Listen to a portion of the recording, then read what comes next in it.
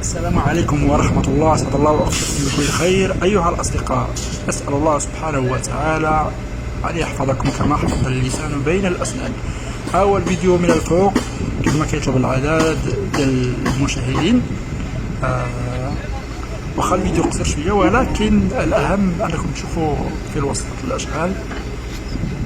كنبصركم بأن الملعب غادي يكون تحفة رائعة جدا، غادي يظهركم، وخاصة الشكل الخارجي. المهم بصفة عامة الشكل الخارجي ديالو كل شيء غادي يكون شي حاجة يا سلام. إن شاء الله غادي يعجب جميع المغاربة وحتى الناس اللي كيبغيو الخير لهاد البلاد. هادو هما المدرجات، ستفوا هادو حطوهم حيت موجودين، خاص غير البلايص ديالهم توجد، غادي تستفوا بهذا الشكل هذا. وهنا اجتماع خاص من أجل السلامة السكريتية.